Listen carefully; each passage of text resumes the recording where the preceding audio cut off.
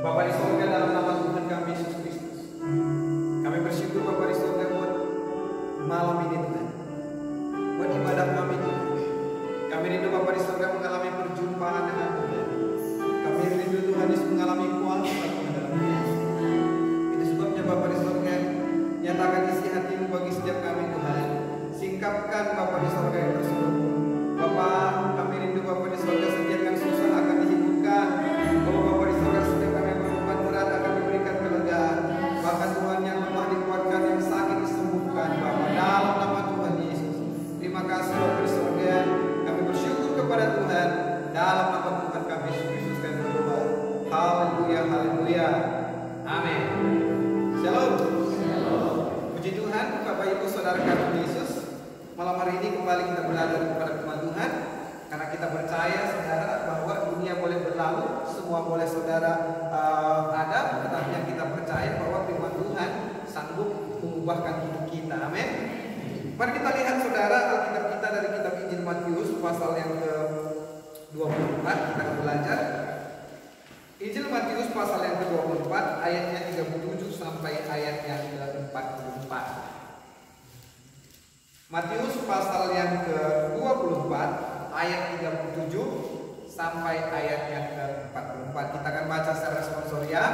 Saya akan bacakan ayat yang ganjil, saudara baca ayat yang genap. Judul perikopnya adalah nasihat supaya berjaga-jaga. Sebab sebagaimana halnya pada zamanmu, demikian pula halnya kelak pada kedatangan Anak Manusia.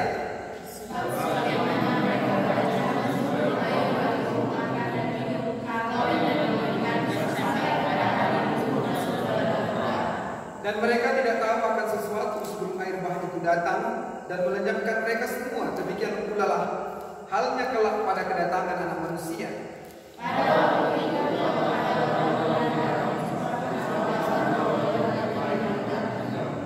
Kalau ada dua orang perempuan sedang memutar batu kilangan, yang seorang akan dibawa dan yang lain akan ditinggalkan. Karena itu berjaga-jagalah, sebab kamu tidak tahu pada hari mana Tuhan mendatang. Tetapi ketahuilah ini, jika tuan rumah tahu pada waktu mana pada malam hari pencuri akan datang, sudahlah pasti ia berjaga-jaga dan tidak akan membiarkan rumahnya dibongkar. Selain itu dalam juga sia-sia karena anak manusia dapat saat tidak akan berubah. Amin. Berbahagialah saudara, malam ini kita yang membaca, merenungkan, terlebih-lebih yang melakukan firman Tuhan. Karena orang seperti itulah yang punya kerajaan Allah. Amin. Puji Tuhan, Bapak Ibu Saudara kekasih Yesus, malam hari ini nasihat supaya berjaga-jaga. Apa yang kita jaga? Saudara, apakah kita berpikir bahwa hari ini kita mungkin tanam jagung atau tanam tomat, tanam apa segala macam itu yang kita jaga? Mungkin saudara bisa saja, tetapi hari ini firman Tuhan yang katakan berjaga-jaga saudara, yang kita jaga adalah hati kita. Yang kita jaga adalah iman percaya kita. Karena saudara, ketika Yesus datang kali kedua, yang dilihatnya bukan apa yang saudara pernah buat, bukan saudara segala sesuatu yang pernah saudara lakukan, tetapi apakah saudara ketika Yesus datang kali kedua, waktu itu saudara bersiap-siap.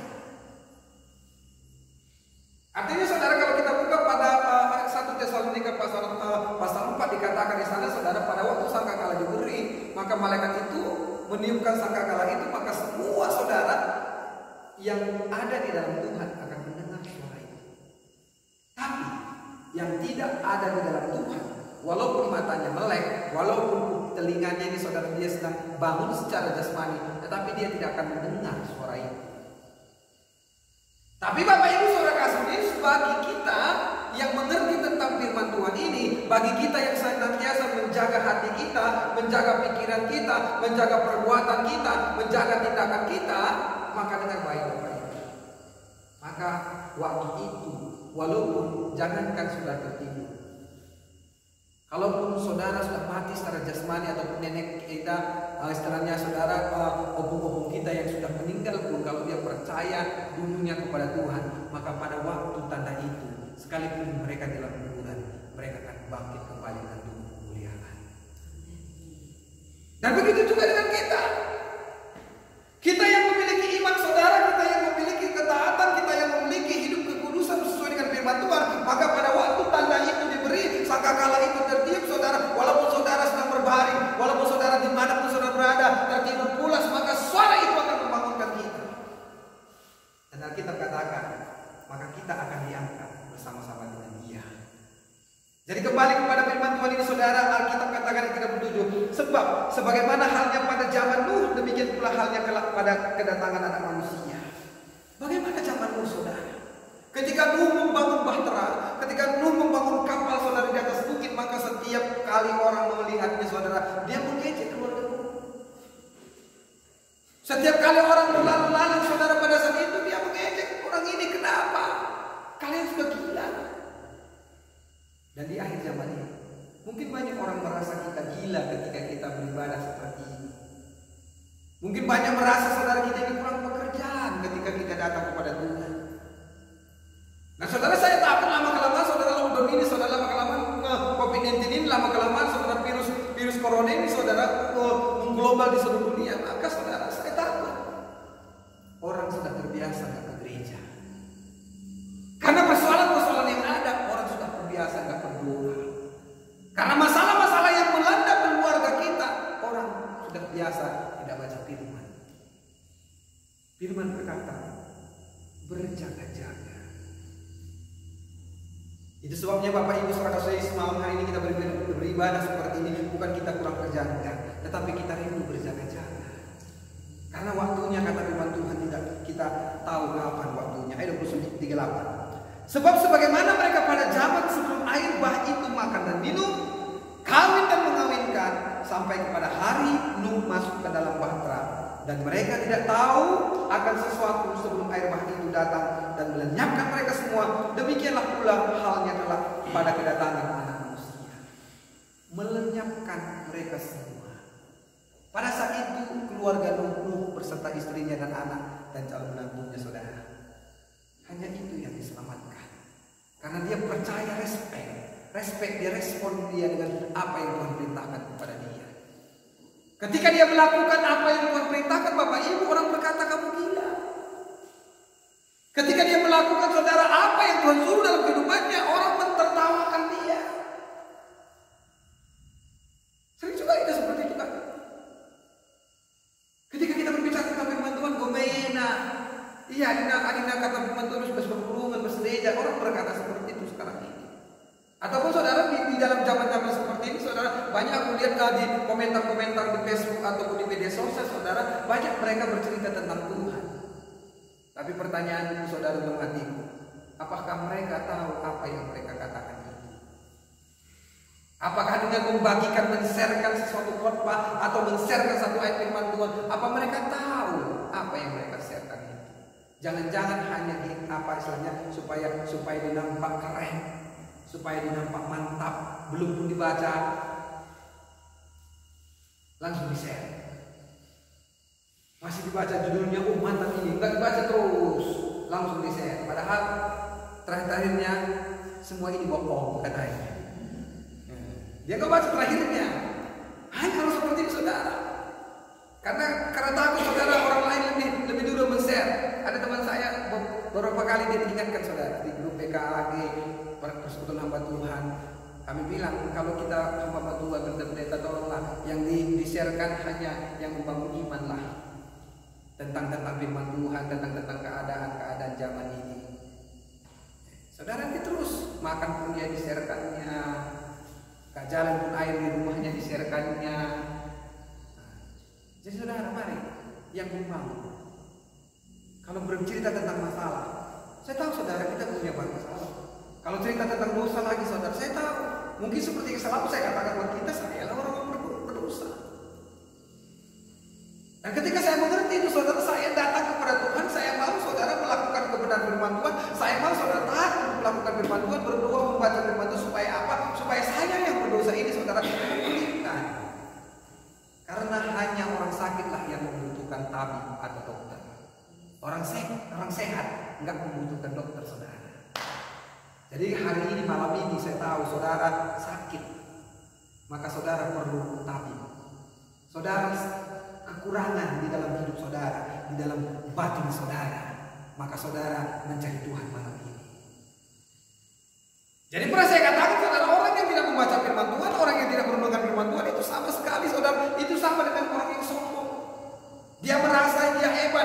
merasa dia bisa semua karena kekuatannya. Dia merasa saudara bahwa dia bisa sehat itu semua karena kehebatannya. Tidak saudara. Tapi kembali kita kepada firman Tuhan yang kita baca tadi. Ayat yang ke-39. Dan mereka tidak tahu akan sesuatu sebelum air bah itu datang dan melenyapkan mereka semua. Demikianlah pula lah halnya kelak pada kedatangan Anak Manusia. Pada waktu itu, kalau ada 2 orang di ladang, yang seorang akan dibawa, yang lain akan tertinggalkan. Saudara tahu maksudnya ini? Artinya ini berbicara tentang masuk surga itu tidak boncengan. Itu pribadi-pribadi. Walaupun suami istri, misalkan saya sebagai gembala dan ibu gembala, misalkan sedang ada di ladang, sedang mungkin menyangkol. Kalau dia tidak benar, dia tidak akan terangkan. Begitu juga kalau saya tidak benar, saya tidak kudus, saya tidak akan terangkan. Dan saudara tahu di akhir zaman ini, saudara ini yang selalu diceritakan kalau lihat kalender Yahudi, saudara ini beberapa tahun kemudian, saudara nggak sampai 10 tahun atau 3-5 tahun ke atas ini, saudara akan terjadi sesuatu yang besar. Saya tidak katakan zaman karena Yesus katakan, aku tidak tahu, hanya Bapa yang tahu. Tapi kalau lihat kalender Yahudi, 70 tahun zaman Nuh, 70 tahun kemudian Sodom Gomora, dan kemudian setelah itu ada lagi, dan hari ini 70 tahun mungkin sekitar 3-4 tahun lagi akan terjadi sesuatu yang besar. Tapi ini saudara benar, ini semua berita yang saya sampaikan ini ketakutan bagi orang yang tidak memiliki firman. Ketakutan itu saudara bagi orang yang tidak taat dan setia. Dan bagi saudara saya yang setia kepada firman Tuhan, saya yakin dan percaya tangan kita digenggam Tuhan. Sama seperti keluarga Lot, saudara lihat, perhatikan, malaikat sendiri yang menjemput dia, malaikat sendiri yang menggendong, menggandeng dia, saudara. Itu pun Lot dan keluarganya berlambat-lambat. Padahal malaikat yang pegang tangan. Itu pun berlambat-lambat. Dan akhirnya saudara sudah diperintahkan, ayo berlari, jangan lihat ke belakang, berlari. Istri Lot tetap melihat ke belakang. Artinya saudara melihat ke belakang, hatinya masih duniawi, pikirannya masih duniawi. Mungkin dalam hatinya barang-barangku, hartaku, semuanya kuku, akhirnya dia menjadi yang lain. Maka firman berkata sekali lagi buat kita, Bapak Ibu Saudara kasih Yesus, ayat yang 41. Kalau ada 2 orang perempuan sedang memutar batu kilangan, yang seorang akan dibawa dan yang lain akan ditinggalkan.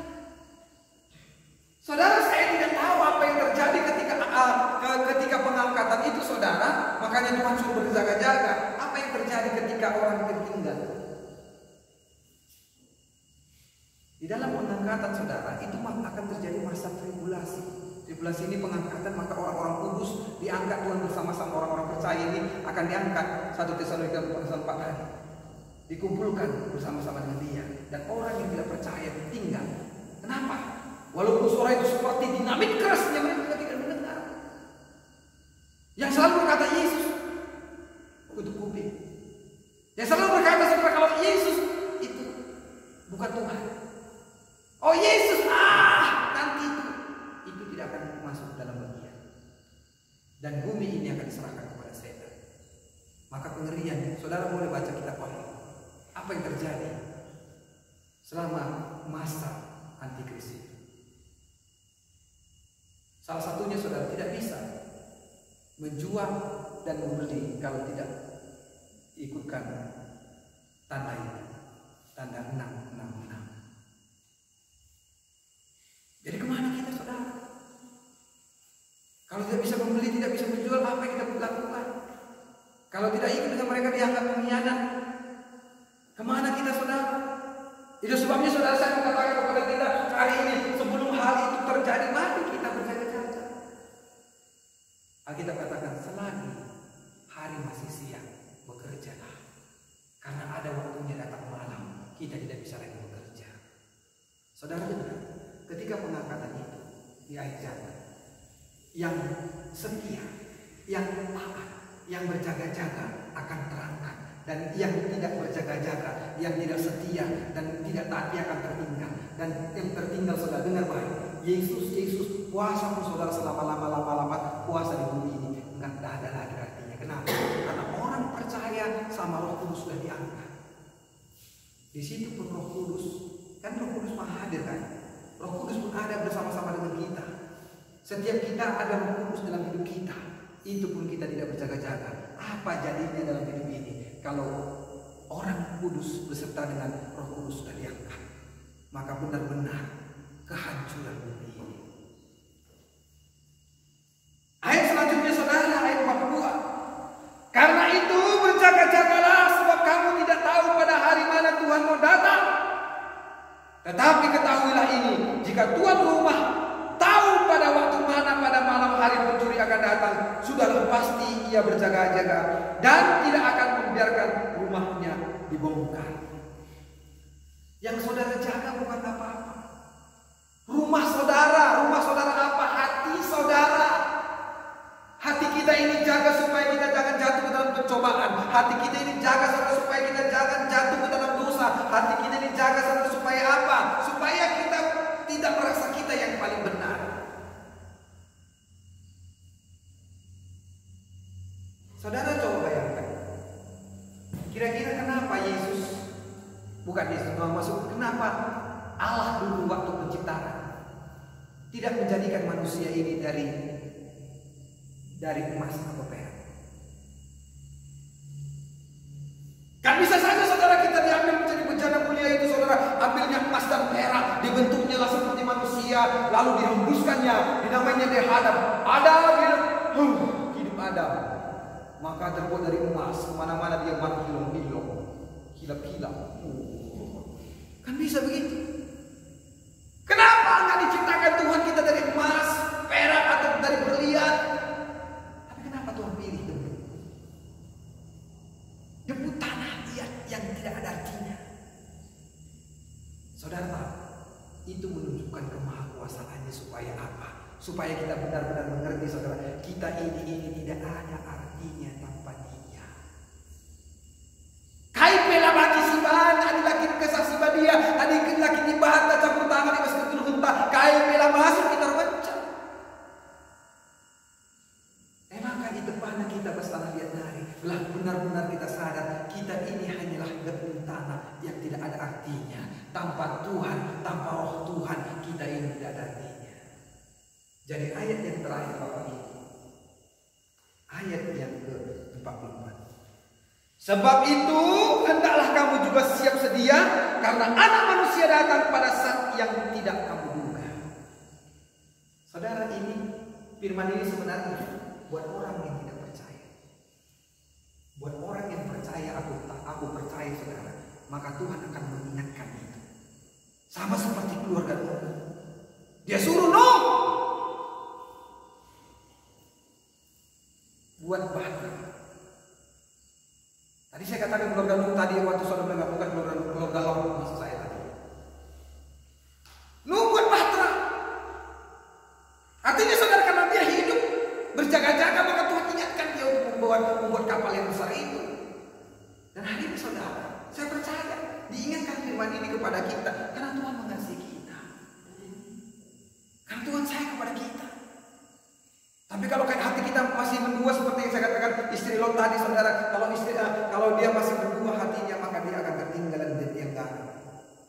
Dan hari ini saya berkata kepada kita, fokus, jaga hati kita, jaga sikap kita, jaga perbuatan kita, bangun hubungan kita dengan Tuhan. Dan malam hari ini, biarkan kebenaran ini saudara memberikan motivasi dalam hidup kita, supaya kita bisa berpikir benar, berpikiran benar. Sekali lagi, tanpa Roh Kudus, tanpa Tuhan kita tidak mampu. Tapi dengan bantuan dan pertolongan Tuhan, maka saudara dan saya pasti akan bisa. Mari kita berdoa. Terima kasih. Haleluya. Tuhan memberikan. Bapak Ibu saudara kasih Tuhan ini. Malam hari ini, biarkan kebenaran firman Tuhan ini saudara akan memberikan kekuatan dalam hidup kita. Saudara, kita tidak tahu kapan datangnya, tetapi yang mau saya katakan bahwa kapanpun Dia datang, Kapanpun ada hanya saudara, saya harus siap sedia. Haleluya. Tuhan berikan semua.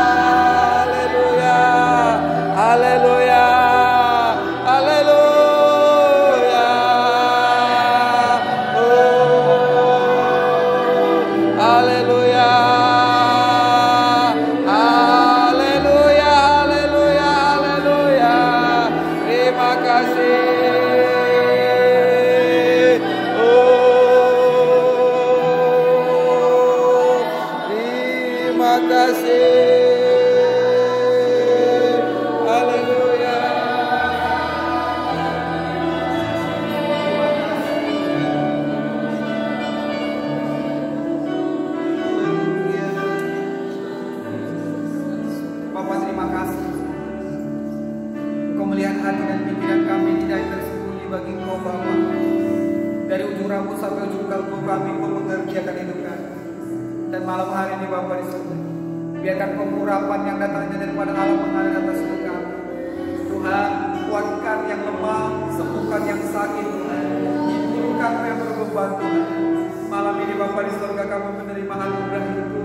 Kami menerima anugerah kepercayaan bahwa pada saat kedatangan Yesus kali kedua, maka kami siap sedia adanya. Kami harus berjaga-jaga Tuhan Yesus untuk melakukan kebenaran firman-Mu Tuhan, untuk tetap ada dalam firman Tuhan. Terima kasih Bapa. Malam ini Tuhan, Kau memberkati jemaat-Mu yang ada di tempat ini Bapa di surga. Bapa, Engkau tahu dari kedalaman hati kami Tuhan. Kami rindu Bapa di surga, Engkau mengangkat setiap beban kami. Kami rindu Bapa di surga, Engkau mengangkat setiap masalah kami. Kami rindu Bapa di surga, kasih karunia demi kasih karunia Engkau nyatakan atas hidup kami. Kami rindu Bapa di surga, anugerah itu Tuhan Kau curahkan atas hidup kami, sehingga kekuatan baru Kau berikan atas hidup kami. Pertolongan Tuhan nyata atas hidup kami. Terima kasih Tuhan. Terima kasih Bapa di surga. Kami bersyukur kepadamu Tuhan. Inilah doa kami Tuhan. Inilah kerinduan kami Bapa di surga. Dalam nama Tuhan Yesus Kristus. Terima kasih.